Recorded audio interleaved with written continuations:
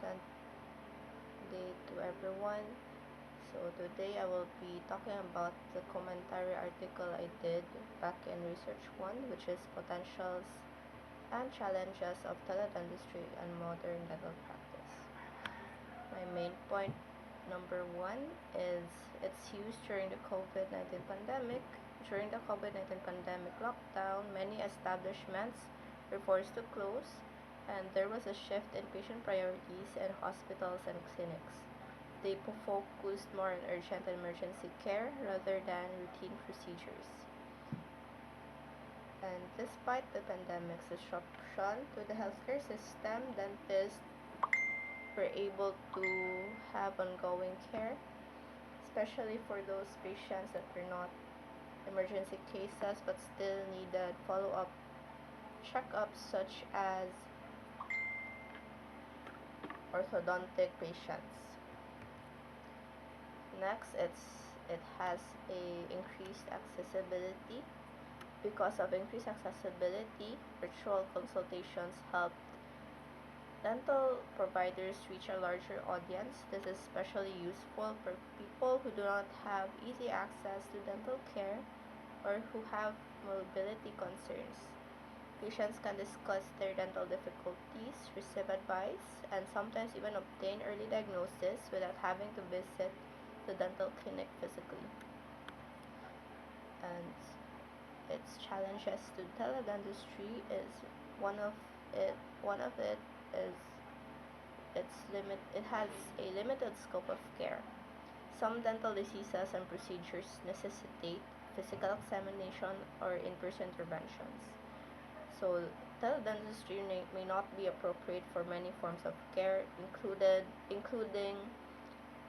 including cases that need sophisticated surgical procedures and hands-on instruments, and and cases that require diagnostic instruments such as X-rays, which require in-office visits. This restricts the capacity to do complete diagnosis using virtual consultations alone. And my critical analysis is, I'll be talking about its benefits and limitations. So number 1, its benefits is increased accessibility. Teledentistry makes dental care more accessible, especially those in remote or underserved areas. It acts as a bridge that bridges the gaps in care by offering consultations to people who may have otherwise gone without.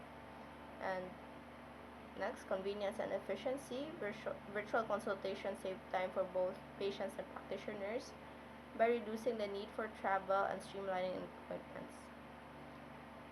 And number 2, its limitations. I talked about earlier, it has a limited scope of care. Some procedures and diagnosis require physical examination and advanced diagnostic tools, which are not feasible through virtual consultations alone. This limits the range of issues that can be addressed remotely. Next is technological issues.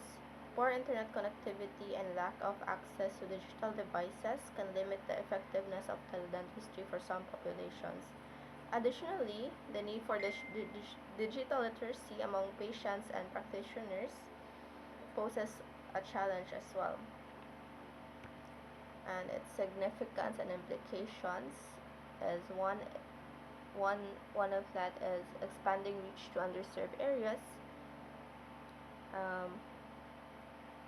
Research demonstrating the effectiveness of teledentistry in reaching remote or rural areas validates its use as a tool to overcome geographic barriers. This can lead practices to adapt or enhance telehealth services, making dental care more accessible to patients who live far away from traditional dental clinics. And next, it bridges gaps in dental care.